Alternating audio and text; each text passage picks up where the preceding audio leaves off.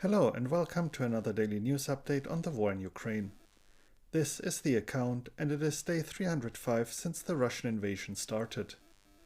Today we have a few things to go over before we do the usual reports on minor news out of Ukraine, the occupied territories and the international developments regarding the war. First, we have a bit more extensive report on the flashpoint of Bakhmut. I also want to point out 3 videos for you showing the destruction in Bakhmut, Pavlivka and Popasna. I will be mentioning these at the end of the flashpoints along the front segment. And then we will start the news segment with a look at the aftermath of the Christmas Eve shelling and the ongoing attacks on Ukraine. And now here are the flashpoints along the front. Kreminna. Russian sources report Ukrainian artillery shelled the city all day long from 3 sides and 2 Ukrainian attacks were repelled. Vorgonzo also reported Chervonopopivka and Dibrova are no longer held by Russian forces.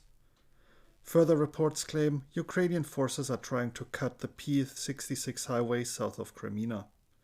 Ukraine already has fire control over that area, which threatens Russian supply lines. Just before I finished the video, I received reports of Ukrainian advances around and in Kreminna by both Ukrainian and Russian sources.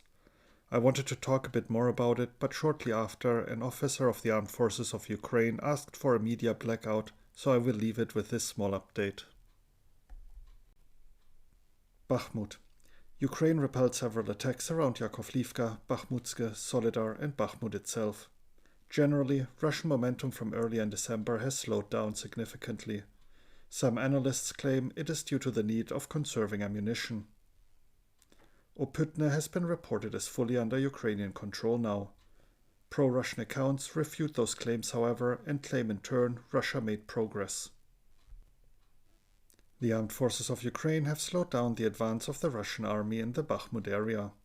It is likely that the Russian command may seek an operational pause. This was reported in the daily assessment by the Institute for the Study of War.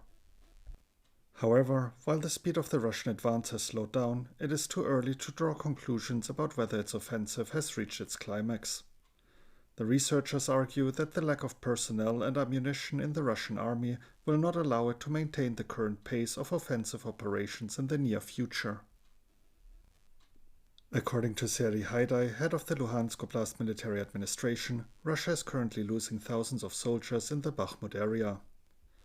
The armed forces of Ukraine report that the war strategy is to make sure Russian soldiers cannot rest and are constantly attacked. Maryinka. Positional fighting continues along the line of contact. A video shows Russian forces shelling Maryinka with incendiary ammunition.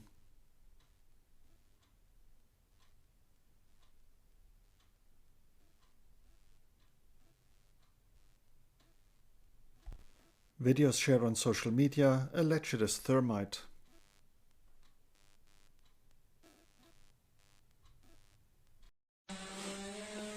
Вот, теперь будем смотреть, как они горят, нахуй.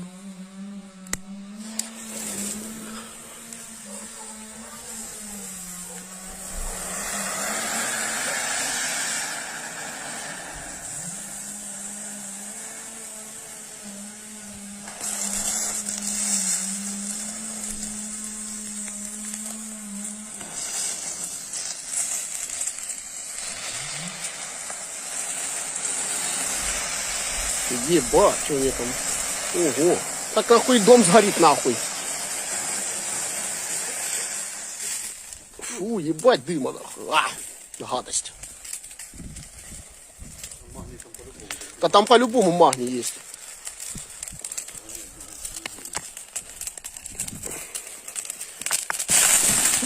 Ебать, уебало.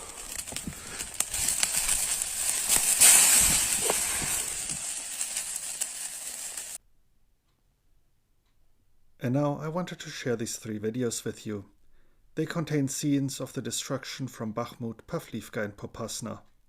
2 of the videos are quite long, so we only have a small excerpt here, but you can find links to the full videos in the description.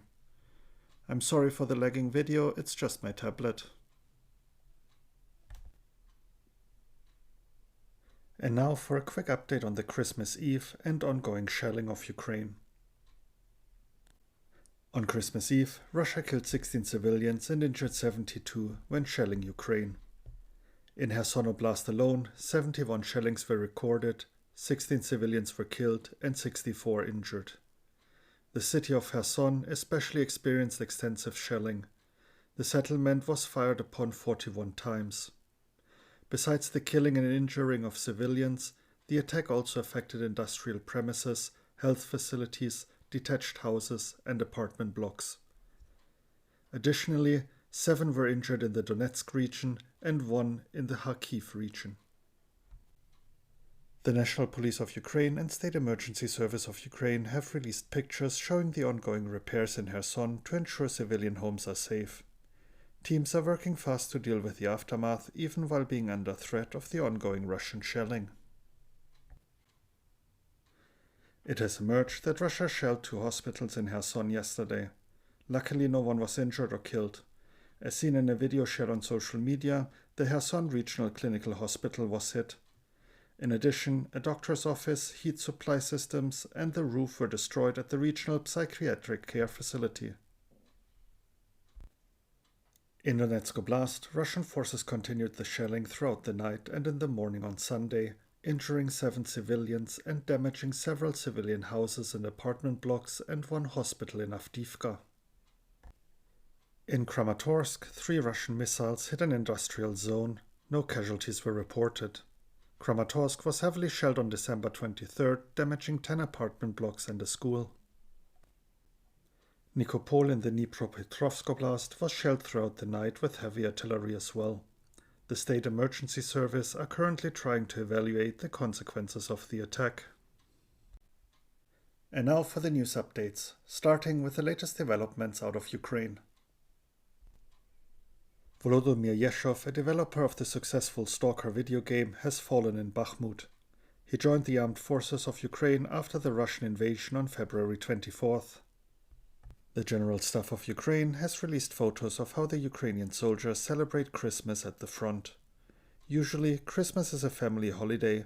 However, this year they have to celebrate together with their other family, their sworn brothers in arms. And now a look at the situation inside the occupied territories.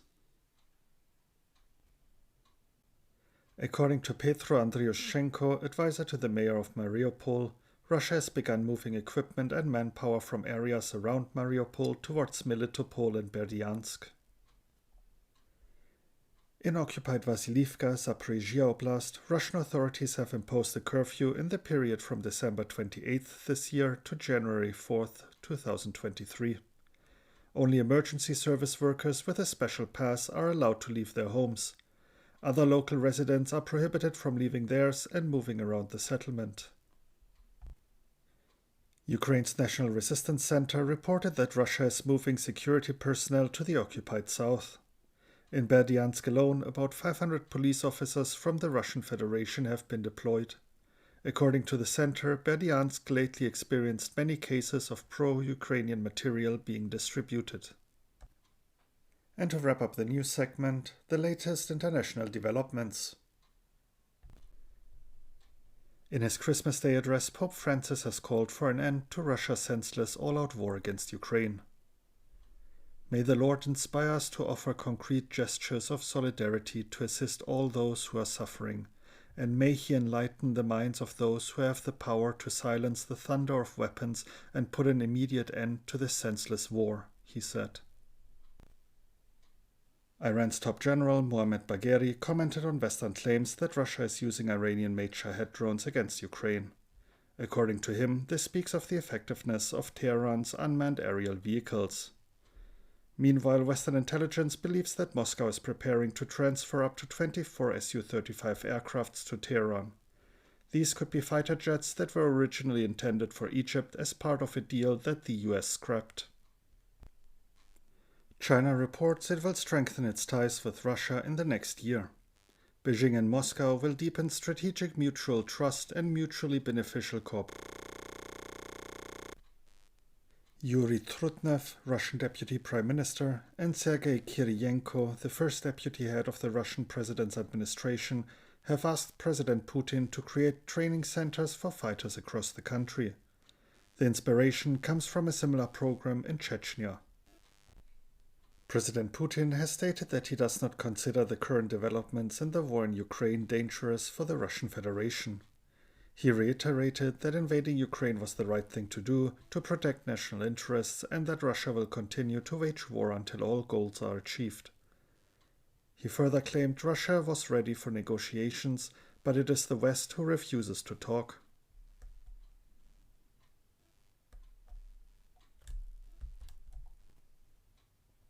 Oleskandr Buzakov, the general director of the company Admiralty Shipyards, has died. The circumstances of his death were described as his life ended prematurely and tragically.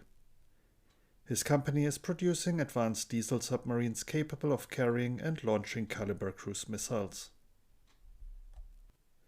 And now for the intelligence updates. Sadly, the UK Ministry of Defence did not publish their daily assessment today, so we will be skipping directly to the evening report of the General Staff of Ukraine. The Russian occupiers, for the purpose of intimidation, continue chaotic shelling of the civilian population in the liberated towns and villages along the right bank of the Dnipro River. The city of Maryinka Kherson region is subjected to systematic mortar shelling. Also in the Kherson direction, the civil infrastructure of the settlements of Kherson, Respublikanets, Maryinka, Zelenivka, Inchernerne, Antonivka, Sadove, and Veletenske was damaged by shelling. There are casualties among civilians. The damage to the invaders' manpower and equipment in the previous days has been confirmed. In the Donetsk region, 4 self-propelled artillery installations, 2 S-7 Pions, were destroyed. In the Zabirini district of the Kherson region, the headquarters of the occupiers was hit, where a meeting of officers of the southern military district of the armed forces of the Russian Federation was held. As a result, up to 70 servicemen were injured. The number of dead is being clarified. And that wraps up the report for today. If you're interested in one of the articles and want to read up on it, you can find the links in the description. Thank you for tuning in and have a great day. You were listening to The Account.